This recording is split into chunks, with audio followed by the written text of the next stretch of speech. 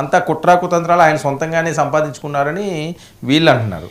ఇప్పుడు మాట్లాడిన వీళ్ళంటే ఎవరు సార్? ప్రపంచ మేధావి కేఎస్ ప్రసాద్ గారా?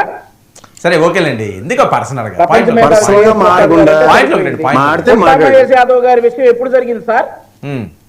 ఎప్పుడు సార్ జరిగింది? చెప్పండి ఇంకా క్వశ్చన్ వద్దు చెప్పండి. ఇప్పుడు డైవర్ట్ చేయడానికి ఈ లెటరా? ఆబ్వియస్లీ సరే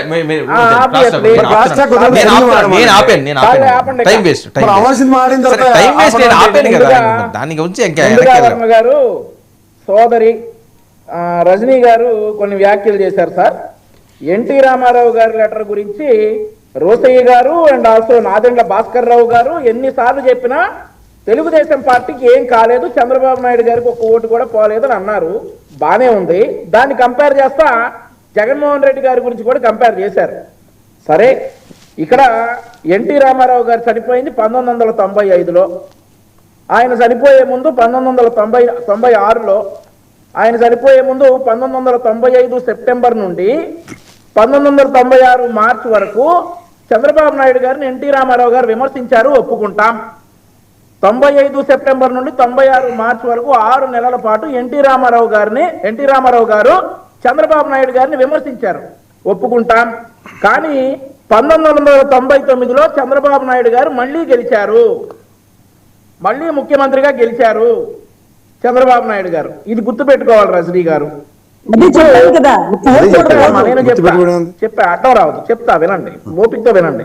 ఆ తర్వాత 2019లో జగన్మోహన్ రెడ్డి గారు ముఖ్యమంత్రి అయిన తర్వాత 2020 నుండి వైఎస్ విజయమ్మ గారు కావచ్చు, వైఎస్ షర్మిల గారు కావచ్చు, సునీతారెడ్డి గారు కావచ్చు, జగన్మోహన్ రెడ్డి గారి అరాచకాలని, జగన్మోహన్ రెడ్డి గారి బుద్ధిని బయటపెట్టారు. దాంతో 2024లో జగన్మోహన్ రెడ్డి గారు అడ్డంగా ఓడిపోయారు. ఎందుకంటే అవన్నీ నిజాలని ప్రజలు నమ్మారు కనుక. ఆ రోజు ఎన్టీ రామారావు గారు చేసినటువంటి వ్యాఖ్యలన్నీ కూడా ఎన్టీ రామారావు గారి బాధలో చేసినటువంటి వ్యాఖ్యలుగా ప్రజలు తీసుకున్నారు. కానీ చంద్రబాబు నాయుడు గారు ఒక దుష్ట శక్తి నుండి పార్టీని కాపాడుకుంటున్నారు కాబట్టి ప్రజలు 1999లో కూడా చంద్రబాబు నాయుడు గారికి పట్టం కట్టారు. 2004లో అధికార మార్పు సహజం. 10 సంవత్సరాల తర్వాత ఏ ప్రభుత్వం ఏదైనా వ్యతిరేకత ఉంటుంది, మార్పు వచ్చింది. 2020 నుండి 2024 వరకు వైఎస్ విజయమ్మ గారు, షర్మిల గారు, సునీతారెడ్డి గారు జగన్మోహన్ రెడ్డి మీద చేస్తున్నటువంటి వ్యాఖ్యలు నమ్మబట్టి 151 నుంచి 11కు దిగాడు. There is no comparison for Jaganmohan Reddy and Chandrababu Naidu garu here. అది గమనించాలా. మీరు ఇంకొకటి చెప్పారు, పులివెందుల్లో ఓడిపోయింటే బాగుండేది. పులివెందుల్లో కూడా ఓడిపోయారమ్మా. 2 ఎంపీటీసీలు జడ్పీటీసీలు కూడా పోయినాయి పులివెందుల్లో, లేకుండా పోయినాయి. అంటే ఒక విషయం చెబుతా, పులివెందుల్లో కూడా ఇప్పటి వరకు రజనీ గారు జగన్మోహన్ రెడ్డి గారికి సపోర్ట్ లేదు కాబట్టి పులివెందుల్లో గెలిచాడు. ఈ 2024లో రజనమ్మ జగన్మోహన్ రెడ్డికి సపోర్ట్ వచ్చింది కదా, డెఫినెట్లీ ఓడిపోతాడు. జగన్మోహన్ రెడ్డి గారు వెనకాలే ఉండవు, నువ్వు ఒక దానివి. పూజ్యులు పెద్దలు కేఎస్ ప్రసాద్ గారు ఒకరు, జగన్మోహన్ రెడ్డి గారు వెనకాలే ఉండండి. 2029లో పులివెందులు కూడా బహుశా పొద్దు అనుకోలా నేను పులివెందుల్లో కూడా అవుతానని. సో మీరు అట్లాగే ఉండండి, అలాగే జగన్మోహన్ రెడ్డి గారికి సపోర్ట్ చేస్తూ ఉండండి. ఇక్కడ మరొక విషయం, వర్మ గారు మీరు వచ్చారండి మధ్యలో, ఈయన దోలు తీర్చేయాలి, ఈ సరదా తీర్చేయాలి, ఉంది నీకు ఈ సరదా తీర్చేయాలి. ఒక విషయం అంటే వర్మ గారు, మీకు ఇక్కడ ఒక విషయం ఏంటంటే, మాకు అసలు ఈ లెటర్ గురించి మాకు అనవసరం సార్.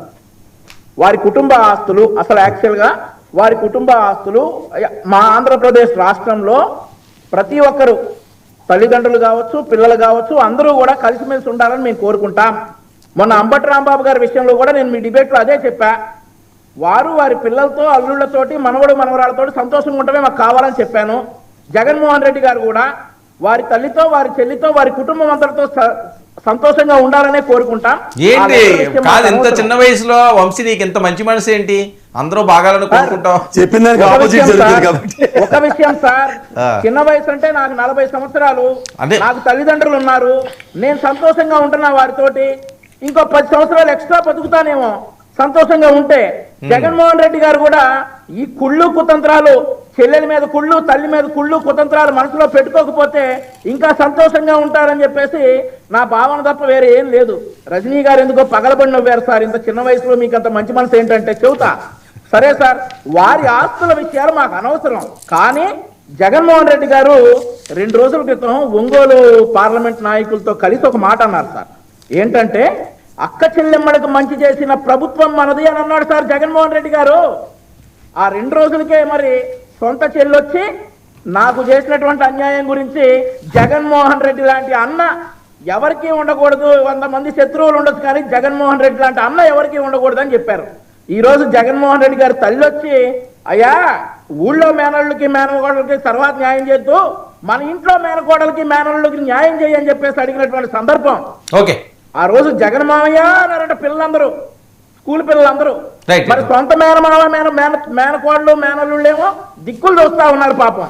Okay. ముందు మాకు ఆస్తుల విషయం అనవసరం, నువ్వు ముందు నీ మేనకోడలకి మేనల్లుడికి న్యాయం చేసి తర్వాత ఊళ్ళో మేనల్లుల గురించి మేనకోడల గురించి ఉద్ధరించు అని చెప్పేసి ఈ సందర్భంగా చెప్తా ఉన్నా. Okay. మరొక విషయం ఏంటంటే, ఉండండి ఇంకా అయిపోవాలా వర్మ గారు, ఓకే అనొద్దు మీరు ఆపొద్దు. మరొక విషయం ఏంటంటే, కేఎస్ ప్రసాద్ గారు చెప్పటం పుట్టా మహేష్ యాదవ్ గారి అంశాన్ని డైవర్ట్ చేయడానికట ఈ లెటర్ వచ్చిందట. పుట్టా మహేష్ యాదవ్ గారి విషయం అంశం మరొకటి. ఆ పుట్టా మహేష్ యాదవ్ గారిది ఎప్పుడండి జరిగింది? ఇప్పటికిప్పుడు ఇవన్నీ ఆపేసి పుట్టా మహేష్ గురించి డిస్కస్ చేద్దామంటే రండి చేద్దాం. నేను సిద్ధంగానే ఉన్నా. నాకు డైవర్షన్ అవసరంలా. ఎందుకు ఎన్ని రోజులు పట్టి నెక్స్ట్ ఓకే, ఓకే. సరే, ఎందుకు టైం వేస్ట్? మరి ఎందుకన్నా చర్యలు ఏమంటా? ఎందుకన్నా అన్నారు ఇప్పటికే అంట కట్టుబడే ఉన్నా. పాలిటిక్స్ కి సిద్ధం చేసి తల్లి చెల్లి ఊకిళ్ళి బాబాయ్ ఇవి తప్ప వేరే అంశాలు ఉండవు. ఇదేరా మళ్ళీ ప్రవచనాలు చెప్తారు. నాకు 40 సంవత్సరాల వయసు, నేను మంచిగా ఉన్నాను అవతల కుటుంబం అని తగిలిన తమాషా చూడడంలో సిద్ధాస్తులు మీరు. ఆపితే మధుసూదన్ రావు రెడ్డి గారు చెప్పినటువంటి సూక్తుల గురించి